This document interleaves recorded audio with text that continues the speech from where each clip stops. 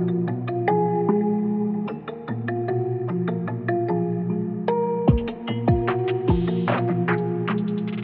is Viral Hip Hop News. Make sure you hit that like button and make sure you hit that notification bell. Alright, so we all know the events that transpired a couple days ago in Fort Worth, Texas, sparking national outrage.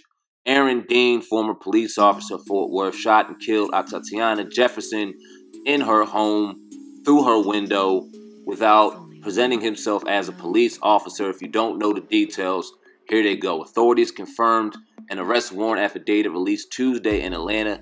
Jefferson's 8-year-old nephew was in the room when Fort Worth police officers shot and killed her inside her Tarrant County home on Saturday. Authorities said Jefferson cried out after an officer identified as 34-year-old Aaron Dean shot her through a window while responding to a call from her neighbor. Investigators said Jefferson's neighbor had noticed her front door was open in the pre-dawn hours Saturday and that he called a police non-emergency line to have them perform a welfare check. Jefferson's nephew told a forensic interviewer that he was playing video games with his aunt when she heard noises from outside her home. He told authorities she took her handgun out her purse and pointed it toward the window before she was shot. Now, obviously, now he has been arrested, out on bail, out on bond. I believe he quit before he was fired. This situation obviously leaving a very nasty taste in black people's lives or anyone's life who cares about the well-being of human beings and don't give a fuck about color. Unfortunately, that's not a lot of people, and we are seeing that clear as day. The outrage is justified. We deserve to be pissed off. Us alike, celebrity alike, voicing their displeasure. We talked about on the Hip Hop Uncensored podcast yesterday. Ice Cube voicing his displeasure toward this situation, calling on Fort Worth, calling on Texas to take swift and harsh action on Aaron Dean for the murder of Atatiana Jefferson. We do not want to see hugs in the courtroom. We do not want to see the judge giving sympathy to a murderer. We want to see justice served. Well, Paul Mooney, someone that has been a legend at giving real talk, voiced his opinion on it. This is what he said on Twitter. He said, "At home with a bowl of ice cream, at home, child sitting with your nephew, walking with iced tea and Skittles on a playground with a toy, selling loose squares, sitting in church, eating at a restaurant, driving, no turn signal, brake light broke in the gym, rolled up in carpet." Now, if y'all don't know, if y'all can't read between the lines, Paul Mooney, legendary Paul Mooney, is talking about things that they justify and reasons why they kill black folk. Now, if you look at this, he doesn't mention race, he doesn't mention gender, he doesn't mention anything.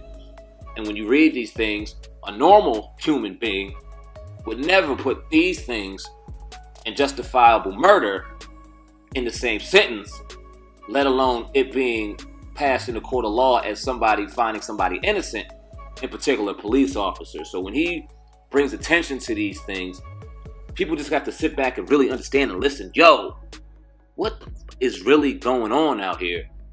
For you guys to not only allow this to continue to happen, what I mean to allow this to continue to happen, justify it. Run your blue flags through. We got to protect blue. We got to protect this. I understand the person who puts on a badge's job is to protect and serve, but when you have a certain demographic of people who do not feel safe, what action is going to be done to remedy that situation and make sure everyone's safe if that is your exact intent? If it ain't your intent, you cause hell, you cause ruckus, you invite and invoke mass incarceration, drug use upon a community, and then you try to justify it by calling them animals, by murdering them, by just treating them like pieces of meat on the street. You cannot accept people or think people should forget, think people should just move on. This is a situation, and these have been countless and countless situations. Everything that Paul Mooney broke down just now was reasons why we lost black lives throughout the last couple of years. Is absolutely disgusting. And for those in the comment section right now, even though this isn't even the vibe I'm on, that'll give criticism to Paul Mooney at this time, listen, that brother was not found convicted of anything. We did podcast after podcast talking about it, giving our opinion, giving our raw, honest opinion. Until he's convicted of something, I'm going to keep riding with the brother. That being said, Paul Mooney is out here talking real talk, saying real things, saying things that most of us feel. And I don't know if a conversation no longer will remedy this, but action needs to be done. This man should be sentenced to life in prison without the possibility of parole, like any other murderer would. If this was another color, we know it would. And justice needs to be served. Y'all leave a comment in the comment section right now. Let me know what you think of Paul Mooney's tweet, as well as this situation of Tatiana Jefferson being murdered in her home by former police officer Aaron Dean. Y'all let me know right now. Also, hit that notification bell and that like button and make sure you subscribe to the most dangerous, most underrated, most disrespected podcast out here to date, the Hip Hop Uncensored podcast, with my brother, Oh God, over at Hip Hop News Uncensored. Stay tuned to the back end of this video for our commentary more in depth on this situation. Y'all enjoy. Appreciate each and every one of y'all. It's the SamAnt, CEO of Viral Hip Hop News, and I'm out. Peace. Seen this last thing that was in the media with the situation with Botham Jean, and that was just disgusting how that whole thing played out. So now something else in the mainstream media, people do not want to see that again. Now, I'm going to say this. To me, it's not really a big deal that the cop got arrested. I'm just not moving me. He's already out on bail. Yeah, that's what I'm saying. He's probably going to get all... We've seen this storyline play over and over again. Why do we think that it's going to be any different now? Because it's the woman is black?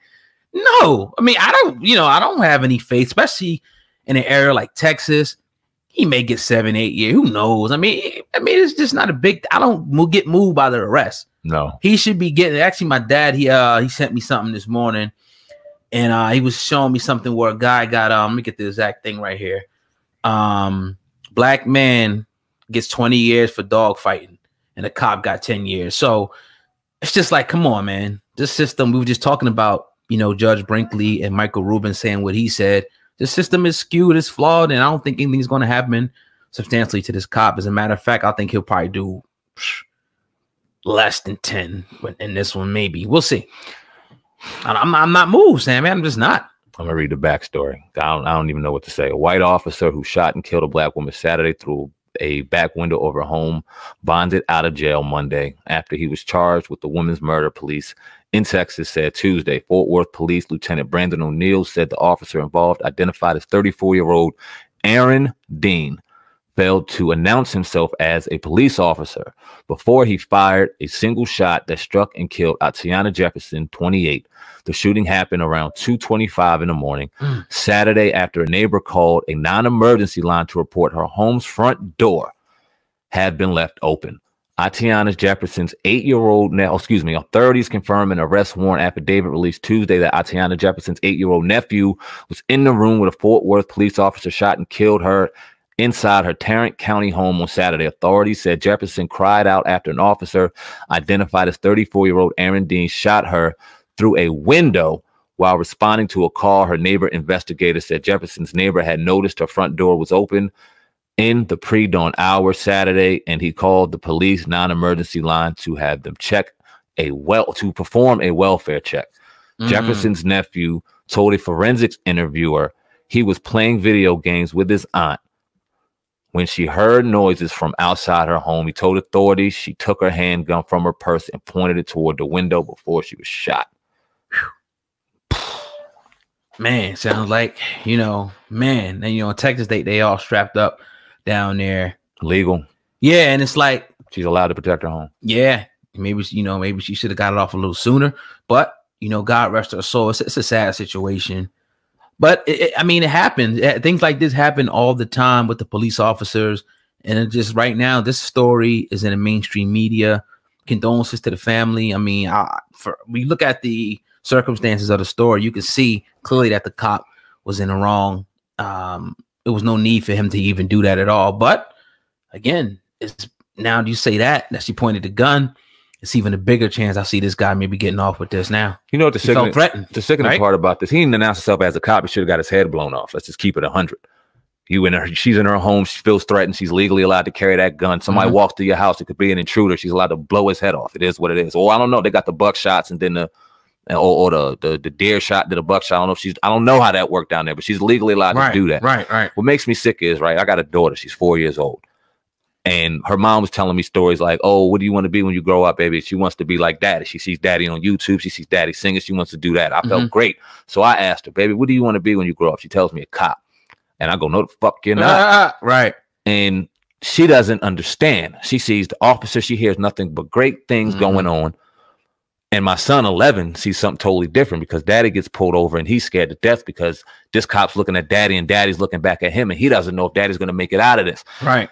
There's something terribly and seriously wrong with the dynamic on who feels safe with police and who doesn't. I've seen Instagram posts where people are saying, don't call the police if you're black. Call this, but don't call the police. It should not be that way. We should be we should feel safe and comfortable calling them too. But the problem is they're surrounded by this code, and it's such a code that even the good ones will not speak out against the piles of shit that they have throughout these precincts, doing terrible things, giving a bad name to those who are doing good. And then you see we got to protect blue. We love blue, drawing the lines in the sand like, okay, no, we're taking blue over humanity and lives, period. Damn the fact that we're black and we're getting shot out here. We're human beings and we're getting shot out here. They don't see none of that.